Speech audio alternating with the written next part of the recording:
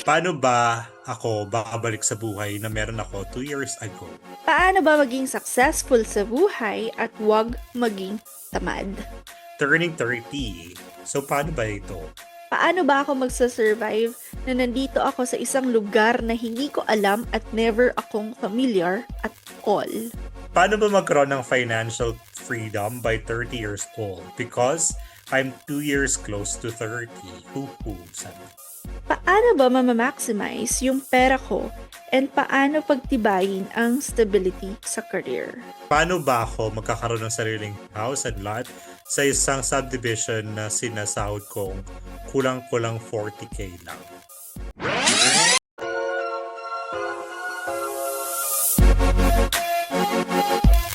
Good day, everyone! Welcome to our new episode of the Group Chat Podcast, the show that talks about life, friendship, and everything nice. I am A, the mysterious brother of all. This is the explicit Bessie. Hey! Hi, chatters! Hey, hey, hey! Hey, Welcome hey, hey. back and happy season 10. 10. Diba? Dapat 5 ka din, di ba? Oo 5 nga, ako sige, eh. pasensya na. Welcome to season 10. 10. Ayan. Kalain mo yung season 10 na? Kalain mo Kaya yun? nga. Season Sana 10 naman, na. di ba? Sana dumadami rin tayo, di ba? Kasi season 10 na tayo, dumadami ang season natin. Paramihin din natin yung mga listeners natin dyan. Yes, naman. At anong Alright. anong ba and anong bago sa atin ngayon, ngayong season 10? For sure may bago tayo. Lagi naman tayo may bago. Ang bago sa atin, tayo. Bago na tayo. Bago na tayo. Hindi, ang bago sa atin ngayon is magka-answer lang tayo ng mga questions. Because last season, nagbasa tayo ng mga stories. Diba? Nakinig tayo ng mga stories ng ating mga chatters. Ngayon naman, sasagot tayo ng mga questions ng ating mga chatters. Mga questions nila about life. Gaya Mm. nga sabi natin, we talk about life, friendship, and everything Everything nice. nice. Yes, nice. And etong mga tatanong nila, um, gaano ka ka-excited na sagutin? Wala, hindi ako excited. Hindi. Excited because mahuhone yung natin, pag-iisip natin. And Mm. lalabas yung mga experiences natin. Mm-mm. Kung meron man tayo experience dun sa mga questions nila. Kung wala man kami experience dun sa mga questions nyo, di sorry agad, di ba? Sorry na agad, 'di ba? Sorry na And agad. ako din, excited ako dito kasi parang in in a way, parang magagamit na natin yung mga pinagdaanan natin sa buhay. At Alam mo naman talaga yung dami na. sobra-sobrang yung pinagdaanan natin. Hindi. Although totoo din naman, may mga pinagdaanan tayo sa buhay, pero di naman yung dagok na dagok ang pinagdaanan. Oo. At saka yung in all aspects talaga, hindi lang siya iisang context yung pag-uusapan natin. May it be sa Totoo. life, adulting. Excited ako sa adulting kasi excited akong excited akong malaman na may mga taong nakaka-experience din ng mga na-experiences natin. True. Mm. And As a young adult. oo. Young adult. And parang nakaka-excited na i-share sa kanila kung ano man yung mga learnings natin. Yung from our mistakes na sana hindi na nila maging mistakes because may makukuha na silang something from us. Yun. True. Hindi perfect yung buhay Hopefully, namin. Hindi naman yung sasabihin namin, eto na yung mag-work sa inyo. Pero let this be your advice. guide. Oo. Then, sa mga aspects sa buhay natin. Kaya naman, simulan na Umpisa na natin. natin. Oo. And ito, hindi lang siya hindi lang siya one question ha. The question will be paano ba? One context. Yeah, Yeah. parang paano Paano? ba? And then yun na yung question nila. Ganon. Ang ginawa namin is separate namin yung okay, siguro for this episode, adulting. For the next episode, it will be questions about love or yun nga, everything under the sun. And ang maganda rito is paano yung question. So, iba't ibang ways yung maririnig nila sa atin. Diba? True. And it is inspired actually from Bianca Bianca Gonzalez Gonzalez. Bianca Gonzalez Yes. podcast na paano ba ito? Sa amin, paano Mm. ba? Ganun lang. Hindi na namin sinama yung ito. Kasi ang haba. Yung paano ba? Ganun. Joke lang. So, Mm. ayun. Simulan na natin. Simulan na natin. Okay. So, ako muna. Mhm. From Mindless Respond 899, paano ba ako babalik sa buhay na meron ako 2 years ago? Paano? Char. Okay. Paano ka ba babalik? Okay, so given the question, ina-assume natin yung buhay niya 2 years ago is better. Better. Kumbaga sa better compared sa buhay niya ngayon. Kasi sino na ba ang gustong bumalik sa buhay before? Kung pangit naman yun, di ba? So, True. ina-assume natin na mas maganda yung buhay niya before. Ako kasi naniniwala ako na yung daily habits natin, yung mga small things na ginagawa natin every day, yan talaga yung reason or yun yung magbibigay sa atin ng kung ano yung buhay na meron ka. Hmm. Gets mo? Kung ano yung ginagawa mo, yung mga little things, akala mo wala lang yun, pero yun pala yung magbibigay sa atin ng ang result pala nun ay yung buhay na meron ka. So, kung gusto mo ng 2 years ago, balik ka dun sa mga little ways mo, yung mga habits mo everyday, yung mga routines mo, yung way of life mo before. Kumbaga, for example, ngayon iba yung career mo, siguro balik ka dun sa kung ano yung career mo 2 years ago. Ganon. Kung ano yung routine mo for the day before, syempre magkaiba na yan ngayon. E di balik mo yung mga routine mo before, 'di ba? Siguro ngayon medyo tinatamad na siya, gano'n. Kaya yung result ng buhay niya hindi na gano'n Masaya. ka-lively, oo. So, balik ka dun sa yung may ginagawa ka everyday na fulfilling para sa'yo. True. Gano'n. How about you? Sa akin naman, paano ka babalik sa buhay mo 2 years ago? I think probably go back to your core.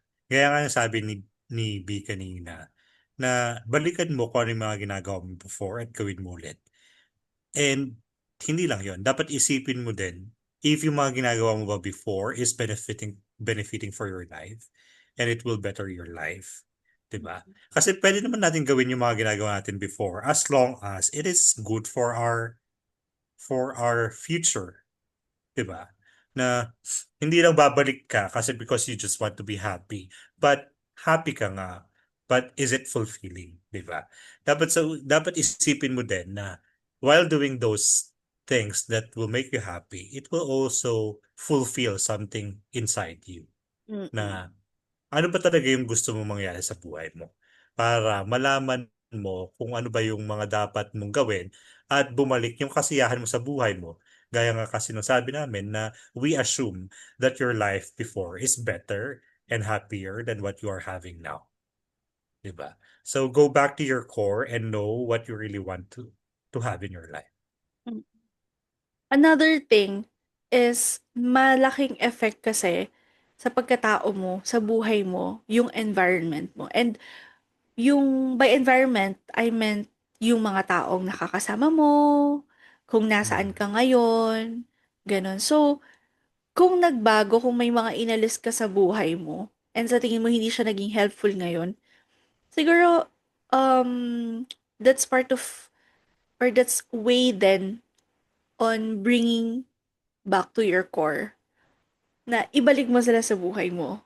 Or kunwari meron kang Mm. mga pinapasok sa buhay mo na parang hindi nakaganda, ganon, sa buhay mo ngayon, unlike before, siguro it's time to cut them off. Hindi rin naman masama yun kung True. ikakabuti mo, 'di ba? Napaka ano nun ah. True. Ironic. Hindi mo naman ikakasama yun. Hindi naman masama yun kung ikakabuti mo naman, 'di ba? Ganon. Yun So lang. Kasi, yun. Yun naka-experience lang. ka ba dan na gusto mo mag-backward sa buhay? Parang ano to, no? Hindi siya unusual na gusto mo mag-backward sa buhay. Probably because she or he have done something wrong in his life Mm-mm. that he or she wants to go back to that thing or to that day before he made that mistake. Because they we always have that regret in our life. Mm. We always have that thing. We always have that thing. And para sa akin, if I will have that thing, I mean, if I will do something, I will also go back to that day before I made the mistake, big mistake, kumbaga. Siguro ganun yung nangyari sa kanya na may pagsisisi siyang nangyayari, may pagsisising nangyayari sa buhay niya ngayon. Kaya gusto niyang bumalik 2 years ago because his life or her life is better, healthier, di ba? Happier now. Pero ako, ang pinaka ma-advise ko sa'yo is, wag mo nang hingin, i-wish na bumalik pa doon sa dating ikaw 2 years ago. But, instead, ang i-wish mo is, um, maging better ka para sa future mo. Like, always look forward. Gano'n naman yung gusto kong And sabihin sa'yo. wiser. Mm. And Like, wiser. wag ka nang bumalik doon. Kung may nagkamali ka, kung may regrets ka, hayaan mo na siya doon. Sa katulad ng mga sinabi ko, yung mga past na nangyari sa atin, may mga learnings tayo doon, may mga mistakes, pero may mga learnings din. Yun na lang yung dalhin mo para to move forward. And I think hindi lang siya magiging hindi pa nga siya puwedeng ano, para kasing 'pag backward magba-backward ka parang nililimitahan mo pa rin yung sarili mo, eh. Pero 'pag forward ka, parang mas ano, eh, mas malaki yung possibility na talagang yung the best life, yung life na dini-dream mo yung makuha mo, 'di True. ba? Instead of going backward. So, wag ka na mag-ano, wag mo nang isipin na bumalik 2 years ago, move forward ka na lang. I think that's the Mhm. advice that I can give you. Yun yung final advice. And for sure, you will have better life in the future, di ba? So don't go back to that 2 years ago. Kasi kahit sabihin na natin masaya ka doon, but it's not, is that really the life that you want, di ba? Yeah. There's more possibilities sa future rather than Yeah, going back. true. Okay. So next question Okay, so is, next. paano ba maging successful sa buhay at wag maging tamad? For me, paano ba maging successful sa buhay? I think you should have a goal in life. Mhm. Kasi hindi ka naman magiging successful kung hindi mo naman alam yung goal mo sa buhay mo, eh. So you should know your goal in life before you should know your goal in life and then make a way to attain that goal, to achieve that goal every day of your life until you reach that goal, diba? And then eventually you will be successful in life, diba? And all of us, we have our own goals in life. And hopefully that goal that you will be having for your life is reachable, 'di ba? Mm. Yung yung hindi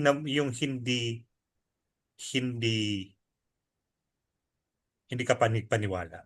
Yung Attainable. hindi ano?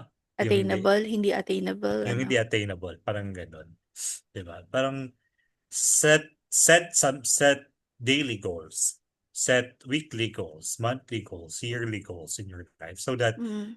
para kumbaga you are achieving something in your life little by little, 'di ba? Mm. 'Di ba? So yun, paano maging hindi tamad? Um, First thing in the morning, you wake up, you you wake up and then ayusin mo yung kama mo kaagad, 'di Mm. ba? Wag yung cellphone. Kasi pag yung cellphone, usually, ako ang nangyari sa akin kasi Guilty. pag cellphone kasi ang una kong hinawakan, matagal na ako sa kama. Kaya ang Mhm. ginagawa ko talaga, usually pag day off ko, ang ginagawa ko talaga, tumatayo ka agad sa kama ko tapos nag-aayos para dire-diretso yung gagawin. Kasi pag inumpisahan ko na ng cellphone, wala, tatama rin na talaga. Masasta Yun. ka na. Meron akong pinost, um, parang ano siya, question siya na, yung phone ko ba, am I holding the phone or the phone is holding me? Parang somewhat like ganon. 'Di ba? Mm. So, you have to, ano din, to think kung sino ba talaga ang amo sa inyong Amo. dalawa. Masusunod. True.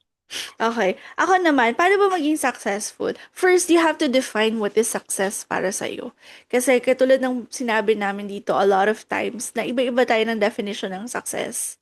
And para maging successful ka, of course, define mo muna ano ba yung successful para sa'yo. Yung successful ba, yung mga material things, mabili ko yan, ganon. Kasi kung yun, talagang kailangan mag-work hard ka. Talagang pera talaga ang kailangan mo.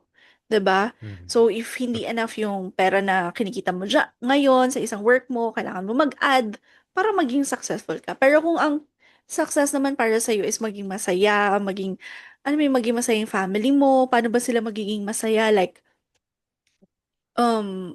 yung hindi man perfect, pero happy yung lagi lang kayo magkakasama, yung healthy kayong lahat, ganun. So, kailangan mong talagang i-maintain yung healthy relationship. Yun yung gagawin mo para maging successful. So, yun, define your success and then work hard for it. Pagtatrabahuan mo talaga yun. And, Mm. wag kang titigil. Sabi nga nila, try until you succeed. Ganon. Kasi, at times, maraming beses na mapapagod ka talaga. Pero, Mm. wag kang hihinto kasi pagod ka na. Pwede ka magpahinga. Pwede ka magpahinga, pero wag kang hihinto para maging successful ka. Kasi kung huminto ka, syempre, minsan ako compromise na, ito na lang pala yung goal ko kasi pagod na ako. Alam mo yun? True. So, yun. Actually, marami talagang, um, um, maraming aspect ang kailangan mo i-consider para maging successful ka. Pero yung parang, para sa akin, yun yung pinaka-important. And naman, kung wag kang maging tamad, alam mo, question ko rin yan kasi most of the time, natatamad ako. Hindi, pero ang Sasagutin mo. So, please, Sasagutin mo ako sa'yo. yan. Hindi, pero yung sa akin naman is disiplina talaga. Kasi, a lot of times, na wala kang motivation sa isang araw, ganun. Anong motivation ko ngayon? Wala kang mahanap eh. Pero kapag disiplinado ka, na kailangan kong tumayo, kumilos, gawin to, kahit na little things, hindi ka tatamarin. Basta may disiplina True. ka. Yun. Alam True. ko mahirap, syempre. Pero if ayaw mo talagang tamarin, talagang kailangan mong gawan ng Kumilos agad. paraan, kumilos agad, diba? So, it's you versus you talaga. Ayun. Yes. Yes. So yun, let's move on to another question. Turning 30. So paano ba ito? Ewan, paano ba? Hindi ko rin alam. Di pa ako nag-30. Di pa ako 30. 30, paano ba ito? Paano daw? 2 years na Paano? Hindi tayo. ko alam. Ikaw, 3 years ka 29. ng 30. Wag mo kaming iniloko dito. Turning 30. Paano ba ito? For me, just enjoy your life. Enjoy whatever you are having at the moment. Because stressful na tong stage na to eh. Especially if you are one of the source of income in your family. Di ba? Tama ba yun? Source of income. Basta. Breadwinner. Breadwinner. Isa ka sa mga breadwinner ng family. Enjoy mo yung life mo and prioritize yourself. Because at this stage, ito na yung sinasabi natin dapat may naiipon ka, may naitutulong ka sa buhay. And for me, for 3 years of being 30, 3 years na naging 30 na. For 3 years after being 30, ano lang, I set limitations for myself. Not with my goals in life, but with my help for my family. With the help for my family. With helping with my family. Basta multiple choice na lang. Limitations, Basta may limitations in limitations ako helping. in helping Limitations my in helping family. my family. Yes, because naniniwala ko na at the end of the day, they are there. They will support you. But financially, um, you won't like to be a burden for your family. Kaya, as much as possible, if may work ka at maganda naman yung compensation, save something for yourself while helping your family. Mm. Yeah. While enjoying as well, di ba? Di Oo naman naman. save ka ng save dyan, di ka man nag-enjoy sa buhay. Ang pera, babalik din naman yan. But, of course, save, you should know how to manage your finance. Kumbaga. Mm. Ako naman, ang advice ko sa mga 30, sa sarili ko kasi parang I was so hard sa sarili ko before I turned 30 because medyo pinipressure ko yung sarili ko na eto goal ko ng 29, 30, 31, 32, ganyan, ganyan. So, pero along the way, natutunan ko na huwag kong i-pressure yung sarili ko. Kasi most of our plans, hindi talaga mangyayari yan. We have to admit it. True. Kasi hindi lang naman ikaw ang tao sa mundo. Maraming factors yan para ma, maraming factors para makuha mo yung goal mo. And because of that, kailangan maging mabait ka naman sa sarili mo. Huwag mo nang i-pressure. Hindi ko naman sinasabi ko kayong magkaroon ng plano. Pero, maging flexible naman kayo na kapag hindi sumang-ayon sa Nag-work. inyo, oo, hindi sumang-ayon sa inyo yung plano nyo, ganyan, you don't have to be hard sa sarili mo. So, yun yung una when it comes to goals. Kasi yung 30 na yan, parang pressure sa society na dapat mm, meron ka ng ganitong um, career, meron ganito ka ng status sa relationship, meron ka ng anak, meron ka na, alam mo yun? So, siguro, wag mo na rin i-pressure yung sarili mo by listening to them. Wala silang Mm. ambag sa buhay mo. And kung meron man, hindi pa rin sila pwedeng magdikta kung anong gagawin mo. That's very, very important dahil maraming insensitive na tao pa rin ang marami Nakapaligid. sasabihin. Oo, nakapaligid sa'yo. And then, ano ba, second naman na advice ko is, alam mo, katulad ng sinabi ni A, enjoy mo talaga yung sarili mo. Wag mong gawin na kapag binalikan mo yung 30s mo, ang nasa isip, ang ikukwento mo lang trabaho. Ah, nagtrabaho ako ng ganito. Or wala ka nang maalala kasi same, routine lang yung ginagawa mo. Um, make time para magkaroon ka ng, alam mo yun, yung gawin yung kung ano yung ine-enjoy mo. If you like traveling, travel. If you like vlogging, vlog. If you like um, whatever you want, do it. Ganon.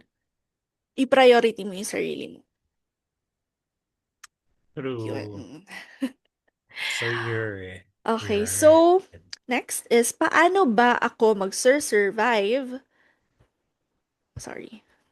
Paano ba ako magsa-survive na nandito ako sa isang lugar na hindi ko alam at never akong familiar at all? For me, I think you will survive as long as you know yourself. Diba? Pero kumbaga, you are authentic of yourself. Kasi, based from the question, parang lost siya eh. Lost siya sa isang lugar na hindi siya familiar. And it's time for him or her. Ano ba pangalan niya? Ay, Lucille. Luceline. Lucille. Baka babae siya. Ah, sige. So, probably, Oo, kasi probably may it's time ganun for din her yung to profile niya eh. Parang true. ponytail. Ponytail. So Hindi ka sure. probably it's time for her to discover herself. Mm. Diba? Usually kasi, especially for us, OFWs, when we transfer to another country, we are not familiar with the country. Diba? Mm-mm. We are not familiar with the country. But eventually, we know our ways. because we try our best to live in that area where we are living at the moment para ma-enjoy din natin yung life natin. I think kasi nung lumipat ako dito sa Thailand, I discovered myself, what I really want to have in my life, what I really want to do in my life, with my life, diba? So, I think in order for you to survive that place where you are in now is to know yourself first. And then um i i-assess mo if this place is good for you or not. And then you decide if you will transfer to another place or not, 'di ba? Kasi hindi mo naman malalaman kung hindi mo susubukan, 'di ba? Yeah. So just try it first. Discover yourself and let yourself be known. Be Ah. known. Pa-starstruck na yun. Starstruck. Okay. So, una sa lahat, gusto kita i-congratulate kasi I think you are in the best place. Yung hindi ka familiar at all. And I think that is the best place, katulad ng sinabi ni A, to discover yourself and also to reinvent. To discover yourself kung kilalanin mo kung ano ba yung limitations mo, ganon. Paano ka makaka-survive? Siyempre, wag kang mag-give up sa lahat ng challenges dyan. And yun yan. True. Pero along the way na parang nahihirapan ka o kaya siguro masaya ka dyan sa place na yan. Hindi ko pa alam kung anong nararanasan mo dyan. Pero para makasurvive ka, wag kang mag-give up. And at the same time, i-discover mo yung sarili mo, kung saan yung limitations mo, kung ano ba yung strengths mo, weaknesses mo. And be who you wanted to be. Be who you want to be.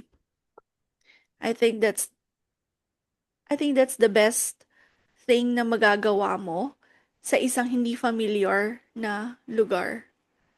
'Di ba? True. I think we had a discussion before na sinabi mo na nung nagbakasyon tayo sa Pilipinas, parang yung Pilipinas hindi na familiar sa atin all of a Familiar sudden, sa atin. True. right? Parang ang It's naging not home home, at all. yes. Parang ang naging home na sa'yo yung Thailand. And I have the same feeling na ang naging home na sa akin yung Qatar. Yan.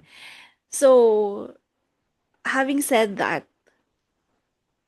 pagka hindi ka nag-give up and you will stay there, darating din yung panahon na magiging home mo na rin yan. Makakapag-adjust ka na din, magiging familiar ka na sa lahat, ganyan. Ayun. True. You just have to enjoy. So, yeah. Enjoy mo it. din. Tapos, And discover yourself. oo. Yeah. And ano lang, kasi baka isipin niya hindi natin i-consider yung mga challenges doon. Kahit saan ka pumunta, may mga May challenges. challenge. Oo. Even those places that you are familiar Familiar with, there with. are challenges. There are more challenges in the place where you Mm. are familiar with because parang hindi ka makakagalaw ng freely, eh, di ba? Mm-mm. Kasi there are a lot of people that know you. And every person, you have different aura for them, di ba? Parang, okay, this person is like this, so I have to make sure that, especially pag people pleaser ka, you Mm-mm. have to make sure that you are pleasing that person, di ba? At least in this place where you are not familiar with, you can be who you really want to be, di ba? Walang limitation for you. Mm-mm. Girl, you're in the best Yeah. place. Yes. So yun, next is, paano ba magkaroon ng financial freedom by 30 years old? Because I'm 2 years close to 30. Hoo-hoo, sabi. Actually, ang dami-daming financial advices na nababasa ko when I was in 28. Nung parang 25 ako, parang inasam ko rin yan, financial freedom. Yung parang at the age of ganito, ganyan, ganyan. Pero hindi mo rin alam kasi yung gastos. And nagkaroon pa ng pandemic na parang yung syempre yung income noon, parang na-stuck tayo sa lahat. Ganyan. Anyway, para magkaroon ka ng financial freedom, pinaka-importante yung discipline. Disiplina sa pera. Like, gastusin mo lang yung kinikita mo, wag kang mag-overspend. And then, pinaka-importante yung budgeting, i-budget mo yung pera mo, i-allocate mo sa pinaka-importante, sa pinaka-kailangan mo, over your wants. And then, hindi to laging ina-advise kasi parang tayo, we always advise people to save, kasi parang yun yung pinaka-safe eh. Pero, yung pag invest hindi mo naman talaga kailangan ng sobrang laking pera. There are a lot of platforms where you can invest like yung Pag-ibig MP2, meron yung mga time deposit na hindi naman ganun kalaki yung hinihingi ng bangko. And then meron din naman yung mga um, kung magaling ka sa dropshipping, pwede ka naman mag-invest doon, 'di ba? Kung Correct. kaya ng oras mo, yung mga ganong klaseng investment, hindi naman kailangan malaki agad. Ganon. Kung magaling ka sa stocks, kung may time ka na aralin yun, why not? Pwede naman small amount muna doon. So yun, kailangan mo rin talaga ng discipline sa pag-handle ng pera, mag-save, and mag-invest. Kasi para magkaroon ka ng maraming pera, kailangan mo ring makatanggap ng maraming pera. Diba? Ganon. True. Ayun. Ano lang naman kasi to, in order for you to be free, financial, in order for you to have financial freedom at the age of 30, gaya nga nung sabi ni B kanina, you have to save and invest, not just save. Because pag nagsisave ka, it's just in the bank and then the bank doesn't pay that much naman, di ba? Kaya mas maganda pa rin na may aaralin kang isang investment na talagang magtitiwala ka dun sa investment na yun at palalaguin mo yung investment na yun. Kasi wala namang yayaman. Wala namang yayaman sa 9 to 5 job, to be Mm. honest. Walang yumaman sa 9 to 5 job. It's all because they know how to circulate their money. Diba? Kasi usually naman, in order for you to have the financial freedom, you need to have your own business. You Mm-mm. need to have your own investment na pupuno dun sa mga pangangailangan mo, 'di ba? And then when it comes to your wants, you have to make sure that you have enough budget for that. And we have this mindset, we have this mindset na in order, pag may gusto ka, make sure that yung gusto mong bagay na yun, kaya mong bilhin ng 6 na beses bago mo bilhin. So for example, this phone is 10,000 pesos. Make sure that you have 70,000 before you buy that once, I'm di ba? so guilty. Oh my God. Kaya pala walang financial freedom. Okay. Hindi, pero it depends on you naman, 'di ba? It depends on you naman. Kung kaya mo naman kitain yung ganong kalaki, then Mm. why not? But you have to make sure that you have something. You still have something in your bank after spending for your wants, 'di ba? Hindi mo i-spend lahat ng pera mo for your wants. Tama So yan. yun, para ma-manage natin yung finances natin properly. Mm-mm. And Idagdag ko para na ma-achieve natin yung financial financial freedom. freedom na gusto mong mangyari. Yeah. And I just want to share yung isa sa pinaka hindi ko nagustuhan na habit ko when it comes to finances. Syempre, kapag ka nag-work ka, 8 to 5, expect mo may sahod ka na next week, ay next month, 'di ba? So, sometimes, ini-include ko sa budget ko or sa money allocation ko yung matatanggap ko pa lang na money. Which is super, it's kasi talagang, paano kapag hindi mo natanggap yon? Paano kung,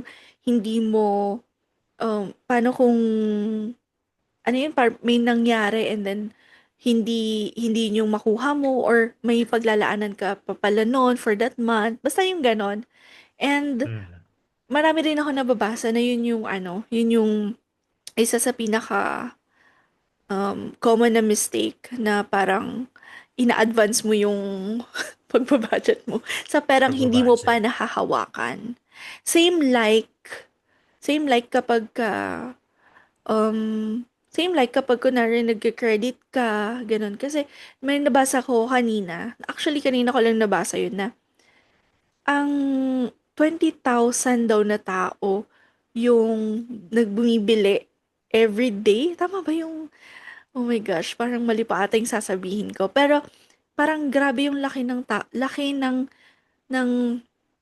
numbers ng Filipinos na bumibili ng iPhone through home credit. Hindi yung credit card ha, home credit. Ganon. Mm.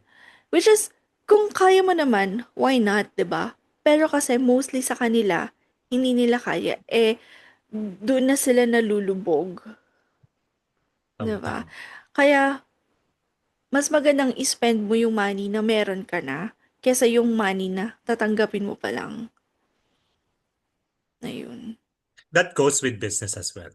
Diba? Mm. Parang, kumbaga, sa akin mas okay na igastos yung perang meron ka kaysa yung hihiramin mo lang for business. Though, it's advisable din naman na umutang ka for business, especially if yung talagang knowledgeable ka about sa business na yon. Mm. Pero pag yung pag experimentan mo lang na business, it's better to use your own money than to borrow from other people. Kasi pag hindi naging successful yung business na yun, may utang ka na nga, nawalan ka pa. 'Di ba? Actually. Oo, actually yun kasi yung pinaka ina-advice ng mga, um, business books kapag nagbabasa ka ng business books parang it's better to loan yung money, ilo-loan mo yung Mm. papaikutin mo, ganyan. Only if, yun nga, if you're knowledgeable about the business, if kaya mo, True. if parang sobrang expert ka na siguro, ganun. Pero if Mm. nagsisimula ka pa lang, parang it's too risky. Parang, oh It's my too gosh, risky. too risky Lalo talaga. na kasi kung pag-uutangin mo, for sure, may interest yun eh. So, paano yun? Paano mo babayaran kung hindi naging successful yung business mo? But there is challenge there eh pag umutang ka kasi parang ako personally pag umutang kasi ako although hindi naman ako umutang pala pero Mm. pag may feeling kasi na ganoon eh na may kailangan akong bayaran so kailangan kong pagtrabahuan, 'di ba? Parang ganoon Hmm. na may ganung challenge sa pero hindi naman yun kasi enough to make your business work, 'di ba? Kasi kahit na anong pilit mong trabaho diyan, kung hindi gusto ng tao yung product mo, hindi hindi magwo-work yung business mo, 'di ba? True.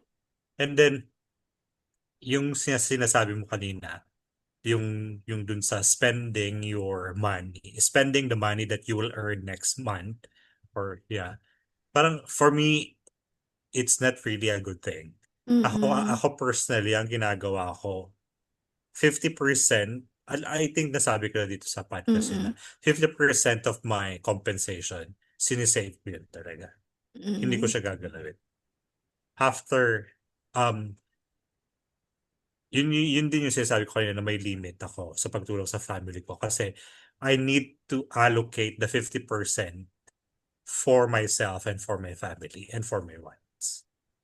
So I have to make sure that kaya kong suportahan yung family ko at yung sarili ko with that 50% lang.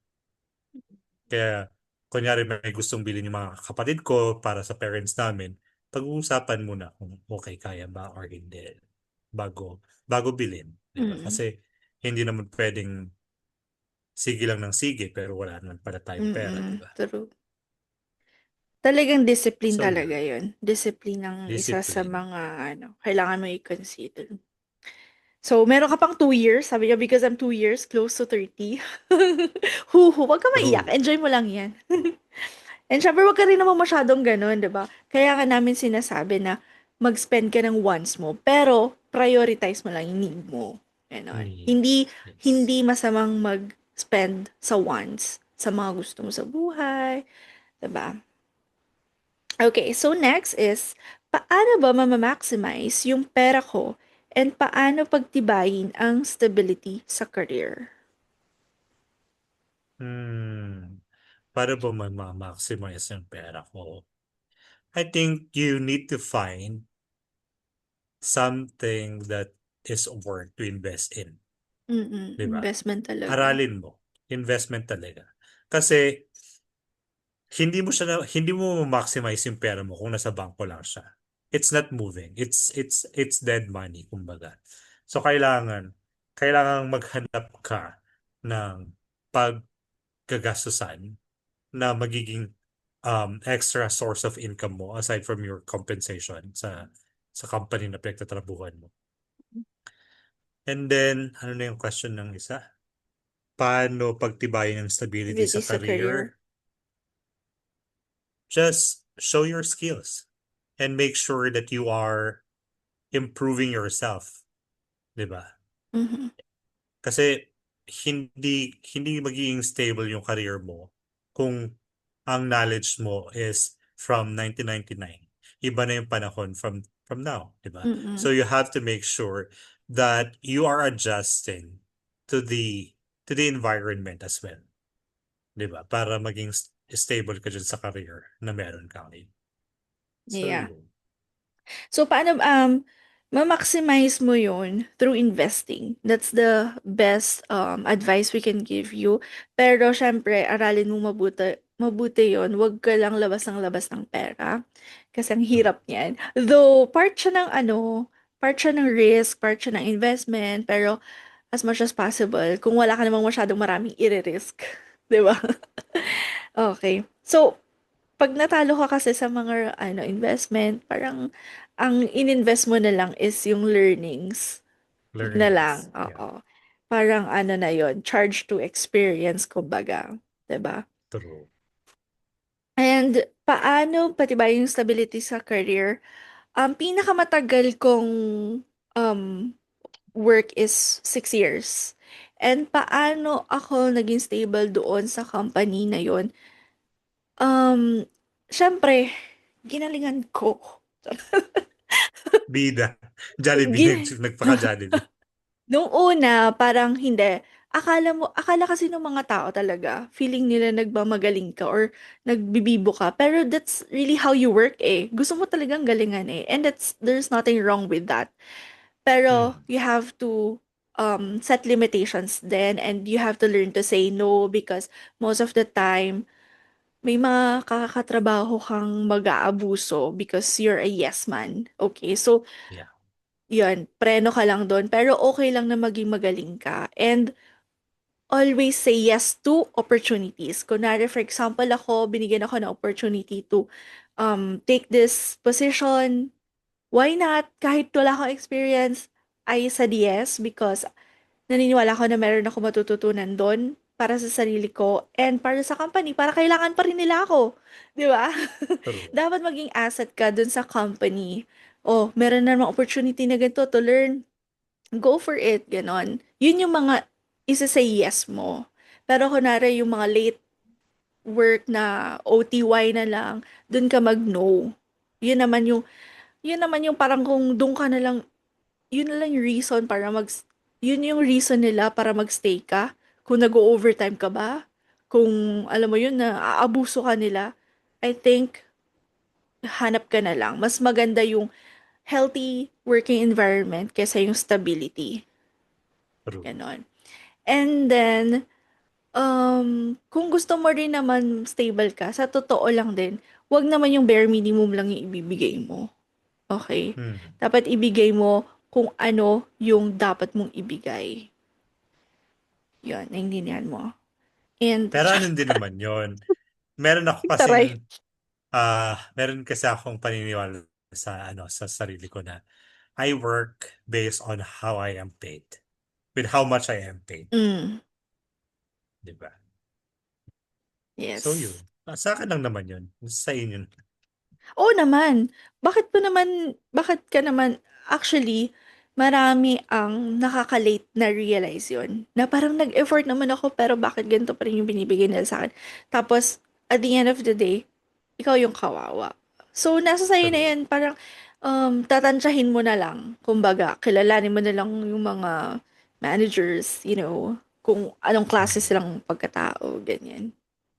True. Stability. And Okay. importante rin na, wait lang, importante din ang relationship mo and ang work ethics mo para magtagal ka sa work, Sa company. sa Yeah. company, ganun.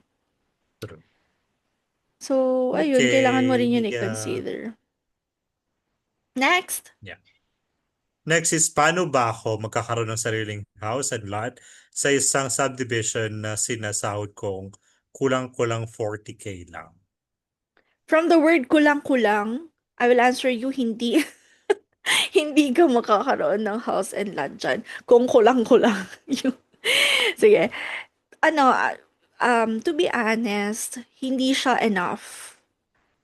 Kasi, kung meron kang money for down payment, okay, pero yung monthly mo, 40K, it depends kasi kung, hindi mo sinabi dito kung para saan ba yung 40K mo. Ano ba, may sinusustentuhan ka bang pamilya? Kasi kung meron, Hmm. 40K is not enough. Nagtatranspo ka ba? Ano ba yung iba mong ginagastos? Pero, just looking at this sentence, to be honest, hindi ka magkakaroon and not unless maglo-loan ka ng one time, big time. Ganon. So, paano ba? I think you need to add more hustle para magkaroon ka ng other income and mag-loan ka, consider that, and pray. Na sana, na sana mangyari. Na sana Hindi, pero mangyari. totoo din Hindi, naman. pray for Yes. the guidance of the Lord kung talagang deserve mo ba yun. Bigyan ka ng strength, bigyan ka ng, alam mo yun, skills pa, ability para makapag-work hard ka, makahanap ka ng trabaho, makakatulong sa'yo para magkaroon ka ng enough na money. Actually, kung ano naman kasi, it's possible naman. It's possible to have your own house Yes. and lot with the 40K. Pero kasi ang problema dito is yung paunang bayad. Ang paunang bayad kasi talaga yung nagpapabigat eh. Diba? But we do have this thing na pwede kang umutang sa bangko. And then yung property mo na yun yung ipang ano mo, ano ba tawag doon? Pang Down payment, mortgage. mortgage mo. Mm-mm. Mortgage ba ang tawag doon? Basta Mm-mm. siya yung gagamitin mong ilo-loan mo sa bangko. Mm-mm. And if, Depende rin kasi kung y- gaano kalaki pala yung house and lot niya. Kung mga, True. But nowadays kasi, marami namang subdivisions na nag-offer ng low monthly amortization. But, ang problema nga kasi talaga doon is yung paunang bayad nga na sinasabi natin. Kasi usually, mataas talaga yung mga yon na umabot ng 100,000s, di ba? So, pwede, kung may ipon ka na for your paunang bayad, yes, pwede kang magkaroon ng sariling house and lot. And gaya nga ng sabi ni B kanina, na kailangan mo pang i-explain sa amin kung saan mo ini-spend yung 40K na yan. mm-mm. Kasi yung mga nakikita ko na house and lot, it's like 25K per month. So may 15,000 ka na lang. Saan mo gagastos yung 15,000 na yun, if ever? Kung nagtatranspo ka ba, kumakain ba yung pamilya mo? I mean, ikaw ba ang nagsusuporta sa pamilya mo? Di ba? So, Mm. yeah. Ikaw lang ba mag-isa ang gumagastos sa pamilya mo? Kasi maraming factors na kailangan i-consider dito eh. Kahit gustuin man natin magkaroon ng house and lot at the age, I mean, at gusto mo magkaroon ng sariling house and lot, but your salary is just 40K, that still depends on your responsibilities talaga. Mm-mm. That's true. Ang gawin mo na lang, bumili ka ng paso, tapos lagyan mo ng buhangin. Tsaka iba-iba. Char. Paano yung buhangin? Char lang. Di ba ano yun? Paso at hindi buhangin, soil. Anong Tagalog ng soil? Lupa. Lupa. Buhangin. Beach. Sand. Sand. Kaya nga, buhangin, sand, beach. Okay. Anyway. So, yun. Ayan. Ayun yung mga questions natin for today. Anong na-feel mo Yeah. sa pagbibigay ng mga, sa pagsasagot ng mga, Advice. sa pagsasagot ng Ay, mga sa mga tanong? pagsasagot sa kanila. Ako, actually, tinuruan kasi ako ng mga magulang ko na wag sumagot sa matatanda. Talaga ba? Hindi. Na-excite ako kasi parang kumbaga, iniisip ko din eh, kung paano ko nga ba na-survive yung mga years na nagdaan. paano ko nga ba hinandle yung mga ganong experiences? Kasi most of these questions parang connected sa atin because we are on Mm-mm. the 30s. And then we are surviving in a place we are not familiar with before. Mm-mm. Diba? So parang for me, it reminisce a lot of memories. A lot of Mm-mm. memories Actually, and mm-mm. experiences, diba? Na Mm-mm. how did I go through those phases in life? Diba? Mm-mm.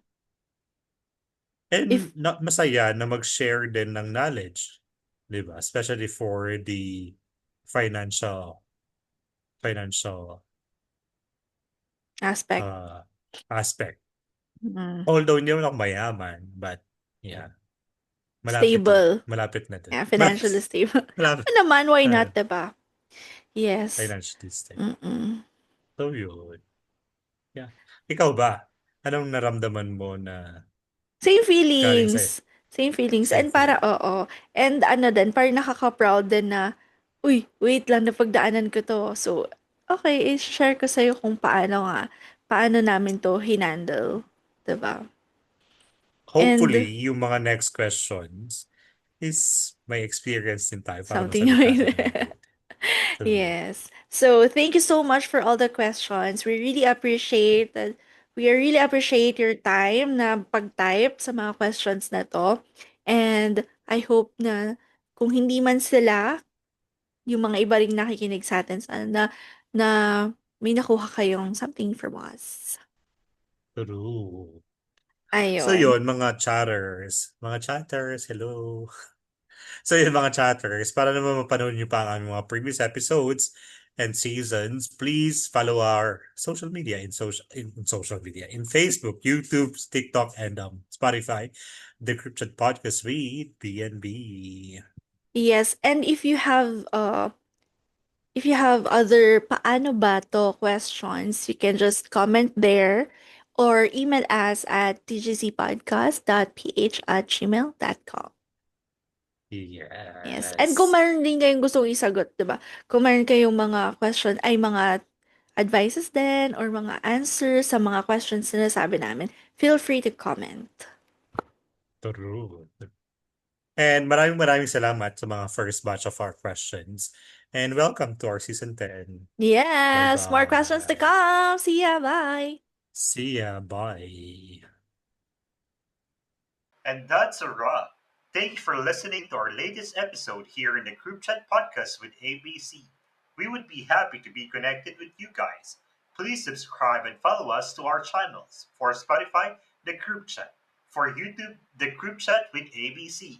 For Facebook, the Group Chat. Thank you so much, guys. Join us again on our next episode this coming Friday. Bye bye.